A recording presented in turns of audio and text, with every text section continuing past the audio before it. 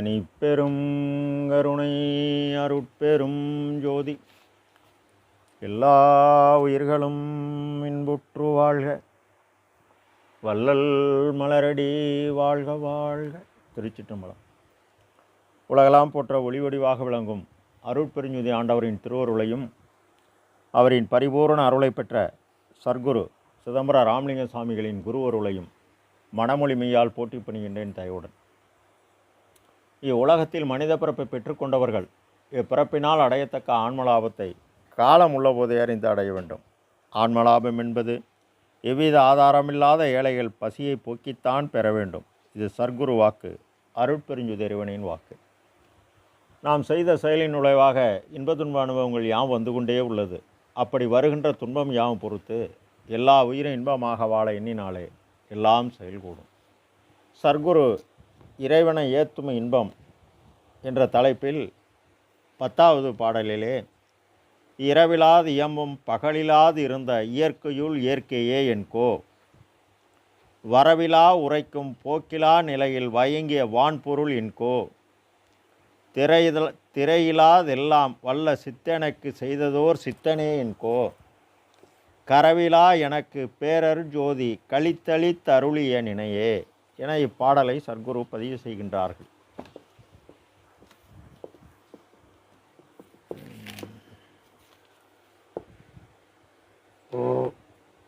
கரவிலாது இரவிலாது இயமும் பகலிலாது இருந்த இயற்கையுள் இயற்கை என்கோ, இரவும் பகலும் இல்லாது இருந்த இயற்கை சூரியன். இரவு என்பது இருள். என்ன இருள்? நான் எனது நீக்கி ஆணவம் கண்மம் மாயை மும்மலம் சர்க்குரு மாமாயை துரோதாயி எனும் அறியாமை என்பார். சூரியனின் ஒளி கதிர்கள் குரு அணுவாக உள்ளது.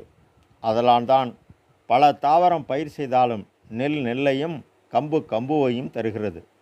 அதுபோல இந்த ஒளி அணு முதற்கருவாக உள்ளது. இந்த கருவுக்கு மூலம் அருட்பெருஞ்சோதி பேரொளி பெரும் ஜோதி. இந்த கரு ஆணிடம் 2 மாதமும் தாயிடம் 10 மாதமும் தங்குகிறது. மூலம் ஆன்ம சிற்றன் ஒளி. அதற்கு காரணம் ஆன்மா. அதற்கு காரியம் கண். இந்த கண் தாய் கருப்பையில் உருவாகும் உறுப்பு. அறிவு கருவி 5இல் கண்ணின் வேலை பார்ப்பது. கண்ணில் ஒளி இருந்தால்தான் பார்க்க முடியும். நாம் இல்லறவியலில் வாழ்க்கை நடத்தப்படும் அல்லலில் காலையில் புத்துணர்வாகி சத்துவகுணம் பெற்று வேலைக்கு சென்று விருப்பு வெறுப்பு காரணமாக ராசோத குணம் பெற்று மாலை ஆனவுடன் சோர்வு ஏற்பட்டு தூக்கம் என்னும் தாமச குணம் சென்று தூங்கி விடுகிறோம். இது சுழற்சி முறை. இந்த சுழற்சி முறையில் நாம் அறமீறாது பொருள் ஈட்டி தன் தேவை போக உலகிலாற்படும் துன்பம் கண்டு நம்மால் முடிந்தவரை பலகாலம் பாடுபடதான் கண்ணின் தயவு ஒளி கூடும். இந்த உயிர்களுக்கு நாம் உதவும் தயவால் நம் உயிர் ஒளிப்பொருள் கூடும். ஒளிப்பொருள் கூட ஞானம் எனும் தெளிவு ஏற்படும். இந்த தெளிவு ஏற்பட சோம்பல் தூக்கம் குறையும். தூக்கம் குறைய உள்ளொளி ஓங்கும், உயிரொளி விளங்கும். இதுதான் இயற்கையுள் இயற்கை. இந்த இயற்கை கதிர்நிலம் எண்ணிரு கண்களில் கொடுத்தே அதிசயம் இயற்றனும் அருட்பெருஞ்சோதி என்பார். இது அவரவர் அனுபவத்திற்கு நிகழும் அனுபவ உண்மையாகும். உள்ளொளி உயிர்கருணையால் கூட தய ஒளியாகிய உயிரொளி கூடி ஆன்மா பிரகாசிக்கும். ஆன்மாவில் அருளொளி பிரகாசிக்க சர்க்குரு கூறுவார். தூக்கம் கெடுத்தான் சுகம் கொடுத்தான், ஆக்கம் என ஓங்கும் பொன் அம்பலத்தான், ஏக்கமெல்லாம் நீக்கினான், எண்ணம் நிரம்பினான், பொன்வடிவம் தாங்கினேன், சத்தியம்தான் எனவும் தூங்காது விழித்திருக்கும் சூதறிவித்து என ஆண்ட துரையே என்பார். நாம் பலகாலம் செயல்படணும். நம் தரத்துக்கு தக்கவாறு ஜெயதேவு புரிய இரவும் பகலுமற்ற ராப்பகலில் ஆயிடத்தே வெண்ணிலாவே நானும் இருக்க எண்ணி வாடுகின்றேன் வெண்ணிலாவே என்பார். அந்நிலை கூடும். வரவிலா வரைக்கும் போக்கிய நிலையில் வயங்கிய வான்பொருள் என்கோ. இப்பாடலின் முதல் வரியில்தான் பதில். சிறிய தேவை கொண்டு பெரிய தேவை பெறும்போது வரவு என்பது பிறப்பு, போக்கு என்பது இறப்பு. போக்கிலா என்பது நாம் தயவினால் தயாவண்ணமாகும்போது மரணமிலா பெருவாழ்வாகிய பேரின்ப சித்து பெருவாழ்வை பெறுகின்றோம். இந்த விளங்கக்கூடிய வான்பொருள் ஆன்மா. அருட்பெருஞ்சோதி அழியா பொருள். இந்த ஆன்மாவும் அழியா பொருள். அவரை அடையும் வரை இந்த ஆன்மாவும் அழியாது. கடவுளார் இதனை பிறவி பெருங்கடல் நீந்துவார் நீந்தார் இறைவனடி சேராதார் எனவும், கூற்றலும் குதித்தலும் கைகூடும் ஆற்றலின் நோற்றில் தலைப்பட்டவர்க்கென்பார். இங்கு எல்லாம் உள்ள இறைவனை கூறும் தவம் ஜிவகாருண்ய ஒழுக்கம். இதுவே மிகப்பெரிய தவம். இந்த தவம் புரிந்தால் சாவதென்றும் பிறப்பதென்றும் சாற்றுகின்ற பெரும் பாவத்தை போக்கி ஆடுகின்ற சேவடிக்கு ஆளாகி மாளாத ஆக்கை பெறலாம். வான்பொருள் நாம் பாடுபட உயிர்களின் முதல் துன்பமாகிய பசியை போக்க போக்க கதிர்நனும் கண்களில் கூடும். கல்லாய மனம் கரையும். பறையொளி நம் மனதில் பதியும், விரியும். விரிந்து நம் நிலை நிறுத்தும். நிறுத்திய உடனே அருளொளி என் தன் அறிவினில் விரியும். அப்போது அருள்நெறி விளங்கும். விளங்கும்போது செம்மையான நெறியான பொதுநெறி எனும் வான் புத்தமுது அருள்கின்ற சுத்த சன்மார்க்க தன்னெறி தனிநெறி இறைநெறி பற்றி நாம் பலகாலம் செயல்பட்டால் அருள் கிடைக்கும். அருளொடி உற்றனை அருளரசு ஏற்றுக என்று அருளியே சிவமே என்பார்.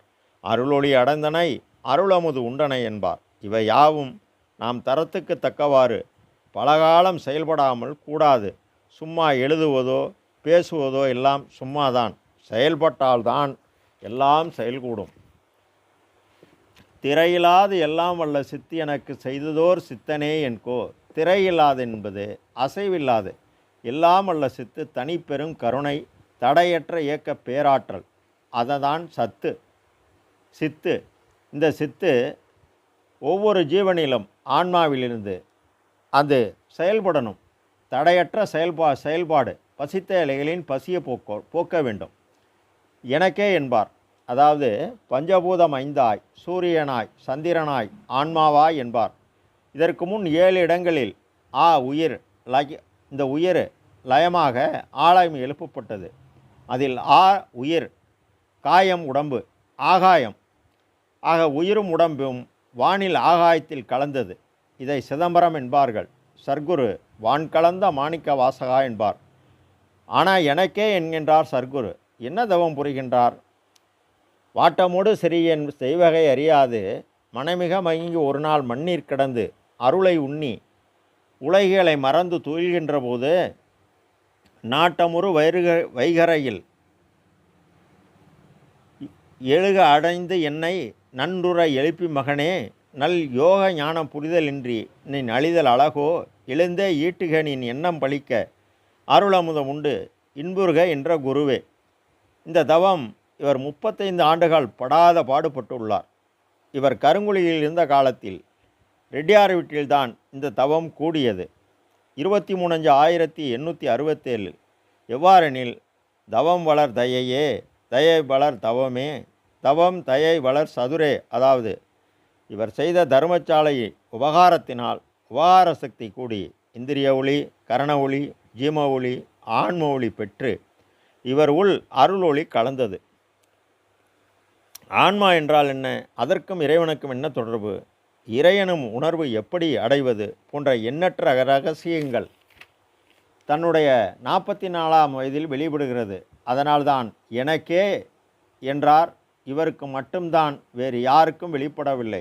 சர்க்குரு தெளிவாக 3751வது பாடலில் என் போல இரக்கமிட்டு பிடித்தவர் இல்லையே, என் பிடிக்குள் இசைந்தது போல் இசைந்ததில்லையே பிறர்க்கு எனவும், மேலும் 5258ஆம் பாடலில் ஈரமும் அன்பும் கொண்டு இன்னருள் பெற்றேன், என் மார்க்கம் இரவாத சுத்த சன்மார்க்கம் தோழி எனவும், 5256ஆம் பாடலில் தவமே புரிகின்றார் எல்லாரும் காண தயவால் அழைக்கின்றேன் கயவாதே தோழி எனவும், அகவலிலே எங்கே கருணை இயற்கையில் உள்ளன அங்கே விளங்கி அருட்பெரும் சிவமே எனவும், யாரே எண்ணினும் இறங்குகின்றாருக்கு சீரை அளிக்கும் சிதம்பரம் சிவமே எனவும், நாம் அந்த பாதையில் பணியித்து மேலான நிலைய சத்திய தருமச்சாலை நிறுவி செயல்பட்டு ஆடுகின்ற சேவடிக்கு ஆளாகி மாளாத ஆக்கை பெற்றார்.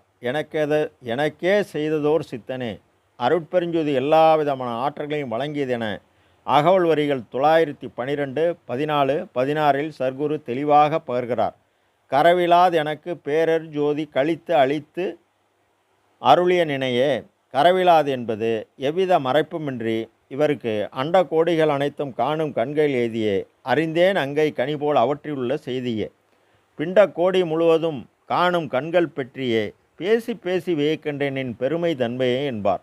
ஆக இவர் அருட்பெருஞ்சோதியினுடைய ஆற்றல்கள் அனைத்தையும் அருட்பெருஞ்சோதி இவருக்கு அளித்து, இவர் இப்பொழுது உலகினில் உயிர்களுக்கு வரும் இடையூறலாம் விளக்கி அவர் மகிழ்வு எய்துவதற்காக இப்பூமியிலே இருந்து கொண்டிருக்கிறார். நம் ஊனக்கண்ணுக்கு அது தெரியவில்லை. அவர் இவ்வாறாக இறைவனை போற்றி புகழ்ந்து இந்த 10 பாடல்களில் அவர் கண்டதை, கனிந்ததை, கலந்ததை கூறுகிறார். நாமும் அவர் கூறியபடி பாடுபட்டால் அந்நிலையை அடையலாம்.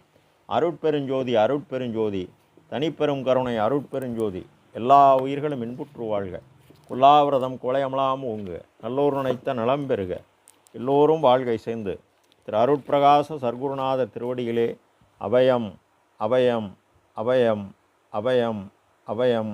திருச்சிற்றம்பலம்.